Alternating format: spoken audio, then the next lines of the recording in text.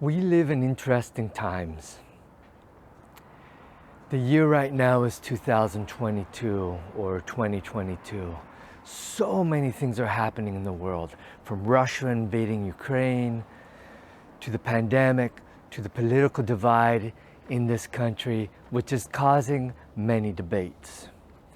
Since the late 1960s, my stepdad was in the middle of those political debates.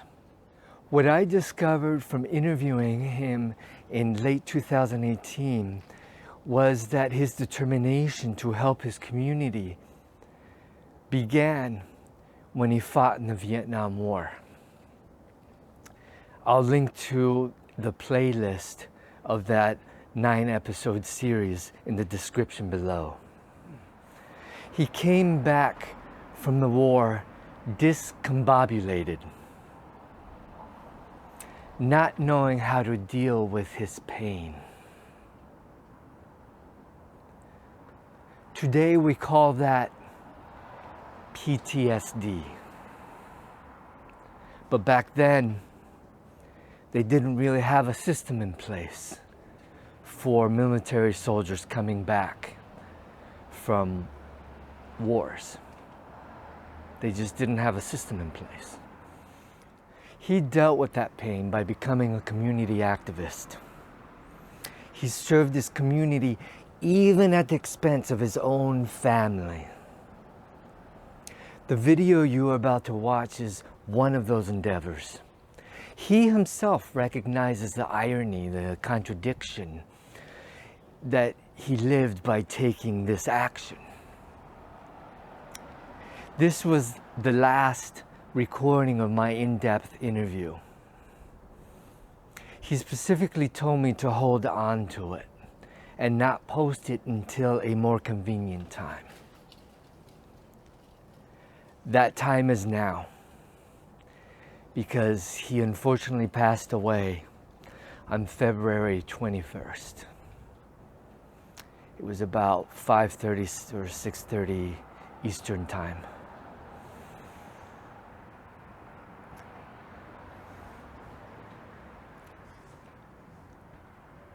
By posting this video, I'm not saying that I agree with what he did, because in fact I disagree with what he did.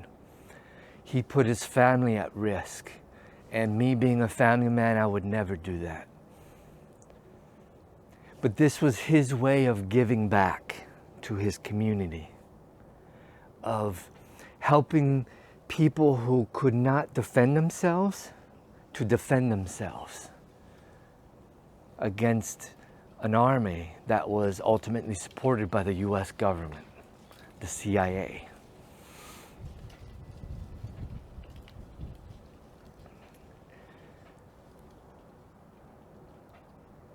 I'm also posting this video because his memorial will be held on March 12th, which is tomorrow. And being a family man, that date, March 12th, happens to be a very important date in my family here in the Boston area.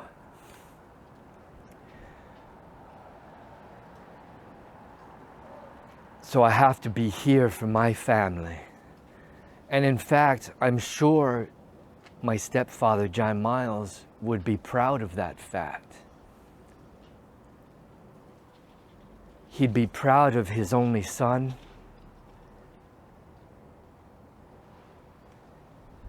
Prioritizing his family.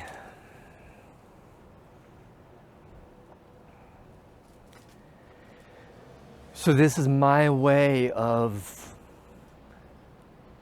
commemorating him and commemorating his life. And again, I'm not saying I agree with what he did, as he describes in the video, right?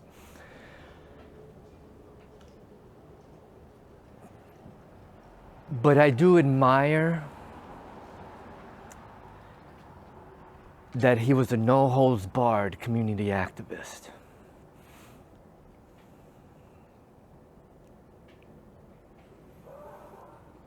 With that, I hope you can watch the whole video because there is a little bit of spy intrigue in it. He did something that was downright illegal.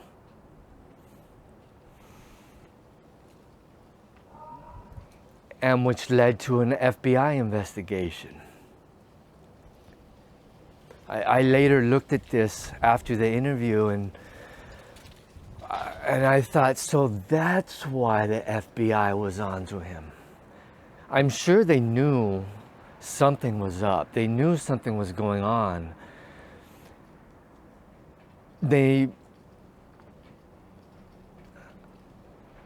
being the FBI, I'm pretty sure they knew he was involved. And I apologize for the wind noise, and it's really cold out here too, so I better end this introduction soon. But I want to give my stepdad the time that he deserves. I can hear him now, right? I can hear him. Right now he's saying, at least COVID didn't get me. And neither did the FBI. Ha ha ha. That's what he's saying right now. So,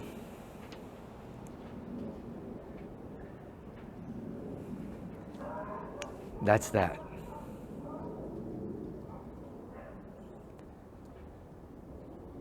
I mean, I really don't know what else to say.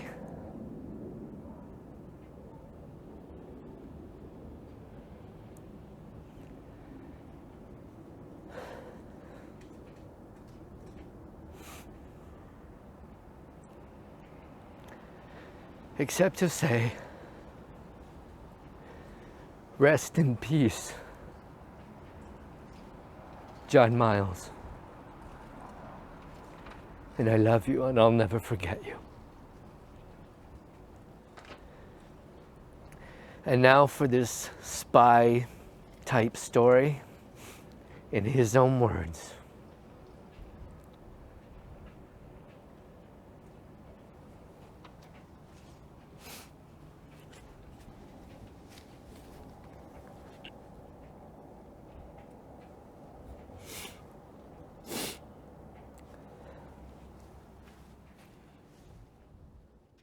If you're hooked up again, Yes. I can just go briefly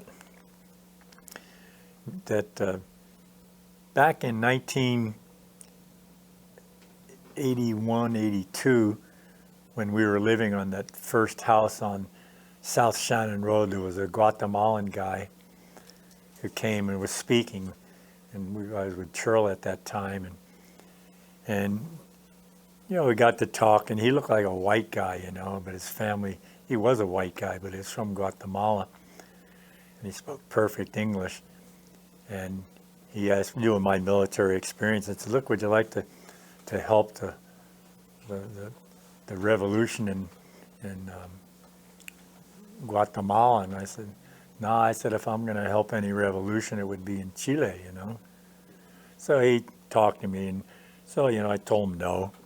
So that was like probably 82. So, and this guy, you know, so never saw him again. And then sometime later in the 80s, some friends of mine said, hey, there's some people in town that are taking medical supplies and stuff to Guatemala and want to know if they could leave their van at their house. So I said, well, I'd like to meet them. So I went and met them, and they were buying medical supplies, you know, to take to Guatemala for a group called ORPA. That's the acronym, but it was Organization of People in Arms, which was part of the revolutionary group that was the URNG, you know, the revolutionary group. There were several other organizations that were part of the URNG who were fighting the Guatemalan military. So, so I met these people, and they would come off and on, and one day they came and they said, well, you know, being with your military experience, you know, we we'd like to know if you'd like to help us buy weapons to take down there. So I said, well, I said, I don't know. They said, look, all you have to do is go to gun shows and stuff like that. You don't have to use your name, blah, blah, blah. So I said, well, let me think about it. So I thought about it, and I talked to a friend of mine. I don't want to say his name, but you know him. I talked to a friend of mine, and he was kind of for it, you know. I was okay. His wife was a little upset at first, you know. So these people contacted us again. So I was okay, we'll go. So we went. They paid our way. Went to, and I had a nom de guerre. We all had a different name than our real names, and they left me money to buy airline tickets. And you know, back then, this is in the late '80s. Back then, you know, you could go and pay cash for an airline ticket. They didn't ask you your name or your driver's license or any of that stuff. So you just use a bogus name, and you just check in. There was no, I mean, it's pretty simple to check in. So we'd fly over to like Pomona, California, and I couldn't believe it. There was a big gun show going on there. So we were to rent a car when we got to, I don't know what the town was in Pomona, one of these towns east of LA. We rented a car again. I mean, I used my credit card to rent the car. So they had my name. I had to use a driver's license. So that was real. So rented the car. So there were two of us. So first thing we did, I went out and bought had two keys made, or an extra key made for the trunk. So, you know, because we were going to buy weapons, we'd put them in the trunk. So we went there, we met these people there. So man, they gave us a huge amount of money, you know, thousands of dollars, you know. And we knew the type of rifles they want us to buy.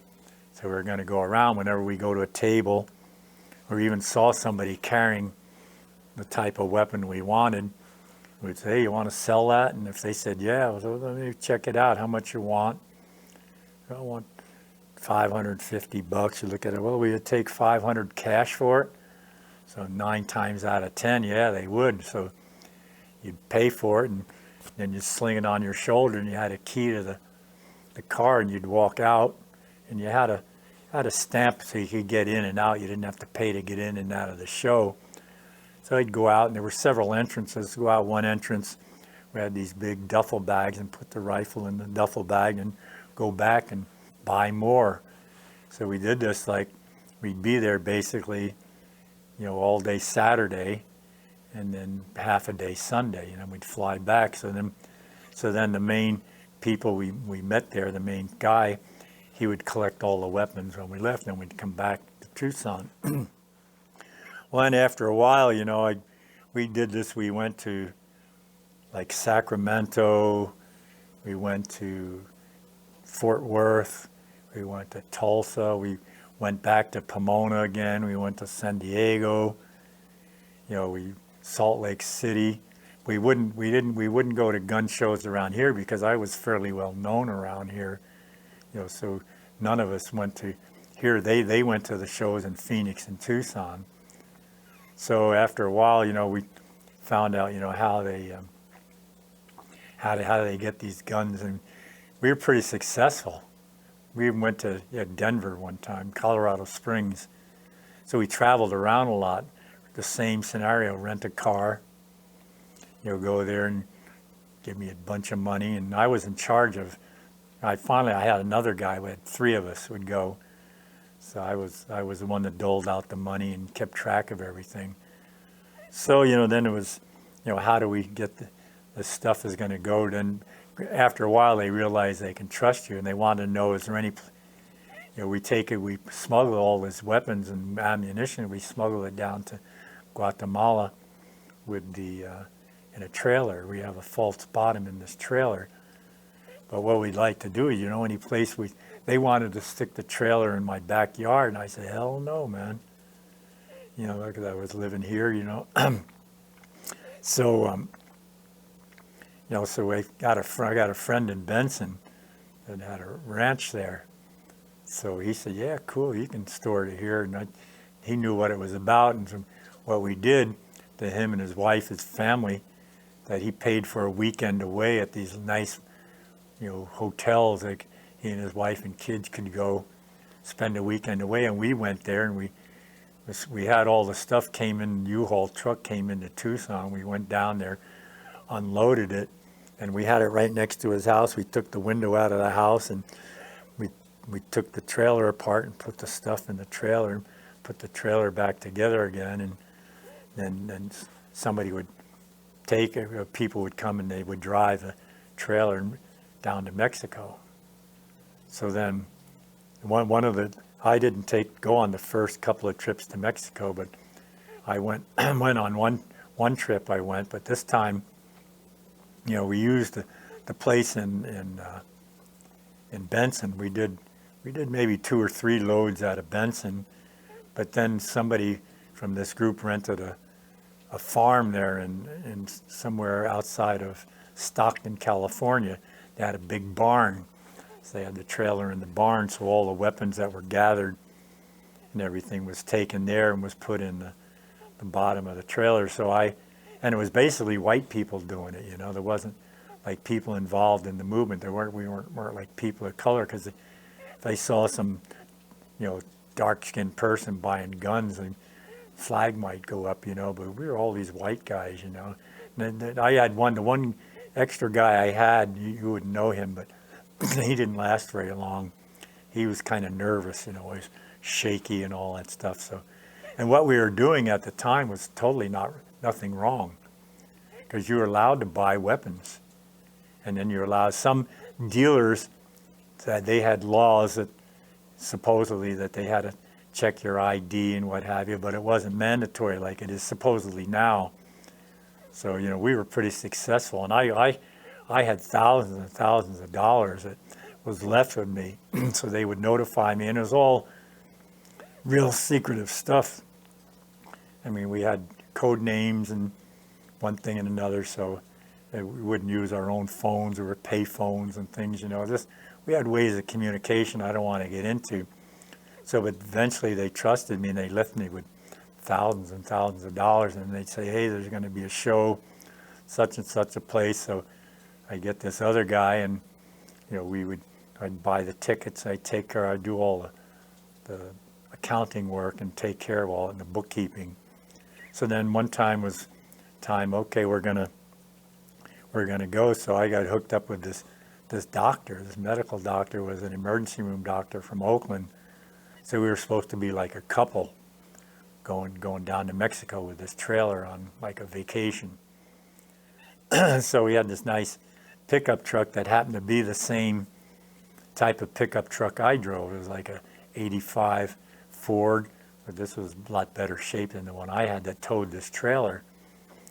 So, we loaded the trailer up there in the barn, and we gassed up and checked the tires and took off, went down through Lukeville. We had to get a visa, went through. There's no problems going through. I just waved us on through. The Mexican people did. So we went down to it was near Guaymas. There was a place down there near Guaymas that we went to. It wasn't Rocky Point, but it was down to San Carlos. Went down to San Carlos, and we had a vehicle following us in case anything happened. Like if we wrecked the truck or something fell apart, we would bail out and get in that vehicle. And it was a well-organized thing. What if things went wrong, what we would do. So fortunately, nothing went wrong. So then we were going to take the trailer down to Obregon, and then we were going to meet the compas down there in Obregon on the beach. Going to be like a big beach party, and they were going to unload the stuff in the truck, and they were going to take it from there, take everything they had to get it down to Guatemala. So I got to meet these Guatemalans and people that were involved down there. These were the real deal, these people, So we did that and put the trailer back together again, and then we went back up to San Carlos and spent a few days up there. They tidy up loose ends, make everything in case they inspected us when we went back, you know, to do that. And this woman and I, we switched off on the driving. So we got the trailer back and we crossed the border, and I had her drive. I said, you know, we got to make us like we're a couple when we get there, when we hit U.S. Customs. Like when you're going to drive and I'm going to be like this husband that's worried about, you know, what's going about your driving and all that stuff. So we're pulling up in this narrow place where they ask you questions. I said, no, you're too close, you can move, get away, you know. And so the customs guys are hearing this, me telling her, and she, okay, dear, okay, you know, and stuff like that, you know. So it worked. The guy said, what are you doing? Oh, we just vacationed down in San Carlos and blah, blah, blah. You bringing anything back with you? No. He said, can I check your trailer and stuff? I said, yeah, go right ahead. And he said, well, nah, go on. So he let us go across, and we went, and there was a big gas station and place where you can get soda pop and chips, like a Quick Trip, you know, convenience store, you know, you buy all this stuff. So we stopped there, and the woman who was our backup driver, you know, she was there. So then we were pretty much home free then. So then, didn't you say one of your friends was caught? well, yeah, you're getting ahead of things.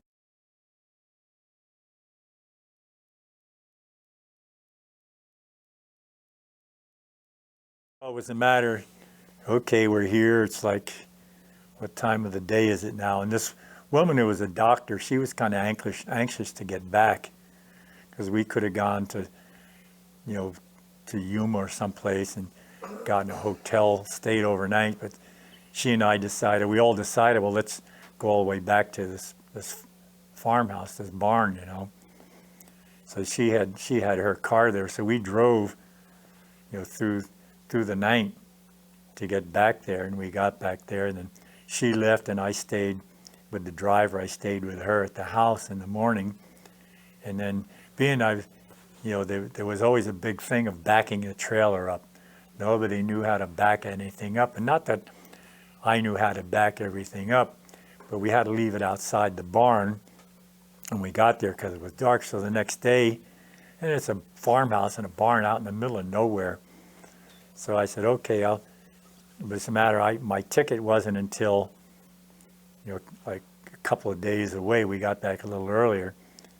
So I said, well, let me she was afraid, the woman that ran the whole thing, that was the contact person, was afraid about backing it up. I said, well, I'll do it. And wouldn't you know it, I did it perfectly. I had to pull it way out, and it was like a 24-foot trailer. So I pulled it out and just backed it up, and I was kind of, I didn't say a word, you know, and I knew she was impressed, and I didn't, you know, I just kind of, yeah. I knew she was, because I know they had struggled like hell to get it in there when they first got it in there, you know. So, you know, I got it in one try. So we set it up inside the barn, unhooked the truck, and then it was a matter that, you know, I wanted to get a flight to come back to Tucson, so it cost $25 to change the ticket. So she took me to Oakland, I think. I don't know where it was she took me into. So I think it was Oakland, and then from Oakland, you know, I paid the $25, or maybe it was Sacramento. I don't know which. But anyway, it came back to Tucson. So so I still had, I had a bunch of money here in Tucson too, you know. So later on, you know, that you know, we bought a few more weapons after that. So, and this just wasn't just me and a couple other people involved. This was a big network that was going on. So evidently they used we called it the Duck, because the trailer was the Mallard. The Mallard company made it, so we called it the Duck. So they took another load down, and I guess this was the guy who was really one of our prime guys, one of the big leaders, that when they came back, everything went good. They got everything down, and they went to Mexico City. And this other guy from Tucson here, he went to Mexico City. He had a woman, and he's an older guy, and he went with an older woman. They went down there because you had to act like you're a couple. Like, you know, if they think you're strangers together, two guys, they're going to think it's weird, and you're more apt to check you out, you know. So when he came back, that they stopped them at the border in Texas, because we would use different ports of entry. Like this other guy that went from Tucson down, he went down through Juarez, El Paso, Juarez, and we went down through Lukeville and Sonoita. And then this guy, when he came back, they wanted to check the trailer out. So they went in there and they started getting their screwdrivers out, and they tapped around. They saw the floor was kind of like a hollow floor, and they took it apart. And they found the secret compartment, or the compartment we had, which was the whole length of the floor. We got the stuff in through, it was lined with the sheeting everything would move real smoothly across. It was like, I don't know, I think it was aluminum, a roll of aluminum stuff. It was really quite a setup. So, and in it he had a bunch of money in it too. And then he had a lot of documents from the ORPA and the different groups. So they got busted. So they wound up, we were living on South Lundy, and I came home from working, and Abuela was all upset that some woman had called and wanted me. It was really important, and the woman there spoke Spanish, and wanted to meet me at the airport as soon as I got home, to meet her at American Airlines or whatever the airlines was, and just to show up and she would know who I was. So right away, I knew it was something serious. So I just left. I don't think you guys or your mom were home, so I took off and I went down, and this woman came up to me. Are you John? Are you? She asked me by my nom de guerre, and I said yes. So she said, look, Luis and Molly went down, or whatever the woman's name. His was his wife that got caught. They went down. So they got all his information. We got all his contacts, and you and this other guy, you guys are contacts, and even though it's all code stuff, they'll have your phone numbers, and the way they contact you, they have all this information. So you're going to have to get rid of all the stuff, everything that you have that would link you to what we're doing.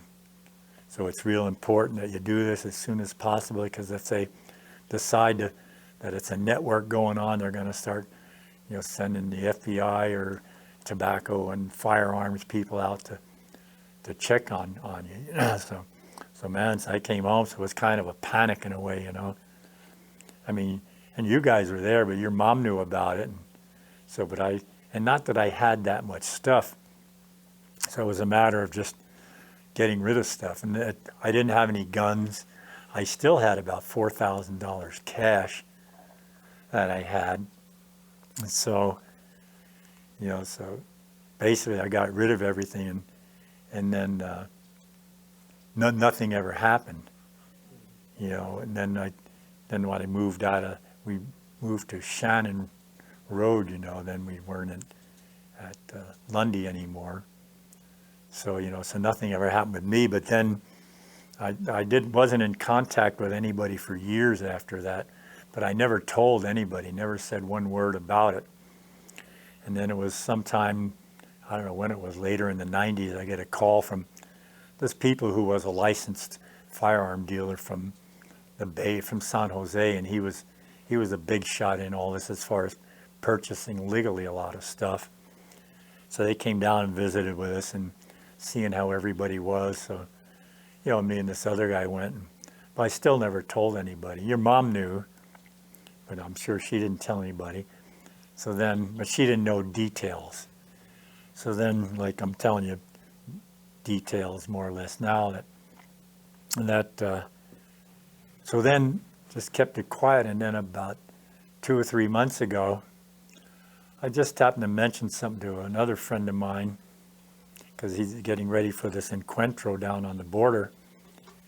And I happened to mention, Guatemala, as I supported the Guatemalan, and I met some revolutionary people, which I did. I met some people, I don't know what their real names were, but we had a big meeting in Ensenada, Baja del Norte, and these were big shots, in in suits and negotiators, and so Gaspari Lome, and it was one of the names. But so he said, well, you know, have you talked to Maria Luisa? And I said, no. Well, she was involved in all of that.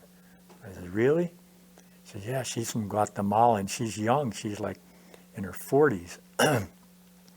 So I said, well, you know, I said, well, I'll have to talk with her. So then, and she was coordinating this encuentro thing, but she wasn't living here, but she'd come here like a couple of months before the encuentro was going to happen, which was in November. So she came here, and the first thing she said, John, I think we have some mutual friends. And I said, oh yeah. So I started feeling her out, that Orpa and that had turned out. So I dropped some of the nom de guerre names, and she was so excited. Yeah, she says, that's so-and-so and so-and-so. And so, you know, and I said, wow, you know, I says, so then I started asking her about people. She said, well, you got to talk to Jonathan. You know, and I'm still in touch with him. So she got on Facebook with him, or contacted him, and then she went on Google and got him and showed a picture, and I said, well, I don't recognize him, but the name, I recognized his real name, because when they came to Tucson in the late 90s, we were using real names then. So, so then he called me and wanted to get together, so I asked him a lot of questions about Luis, who was my main contact guy, and he said, no, Luis was also the guy that got busted. He went to Bulgaria for a while, then he went to Cuba, and his wife was an American from Washington, and she could never go back because they were like fugitives. So then they were living in Spain, and this guy, Luis, turned out he was a former priest that had gone to Guatemala to be a priest and got involved and then left the priesthood, but you know, got married, and he was killed in an automobile accident in Spain. And then she told me about other people too, and then she said, look, my mother's going to be here in a month or so ago. So then I met her mother. So then I told her, look, I hadn't told anybody about this. She said, well, there's no problem now. So then I told this guy, Chuck, who I know, told him the story. So I'm telling you the story, you know. So I haven't really gone in any detail with anybody else, but it's public knowledge now. I mean, if they want to take me and throw me in jail, there's no proof just by what I'm saying now. I could say I learned from my leader, Donald Trump, how to lie, you know. But this is what we did, you know. So it was really, I felt I was doing something good. And here I was kind of a hypocrite in a way, because I'm in the group Veterans for Peace, you know, to solve disputes by peaceful matters and what have you. And here I was doing this, which was a perfect cover. I would never let Veterans for Peace know I did this, and I'm not super active in Veterans for Peace anymore either. But it was really, really quite a time just going places, you know, because we didn't just hang out in the gun shows. We'd go there and then we'd be tourists.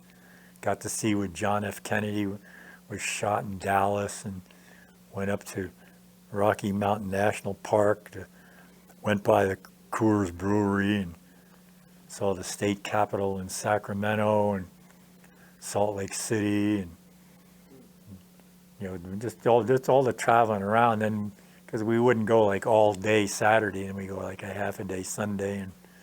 And Tulsa was probably the dullest town to go to. There wasn't really much to do there. Even the gun show wasn't all that great, but it was quite an experience, you know. All right. So Well, yes. thank you for telling us that story. Okay, yeah, you bet, man.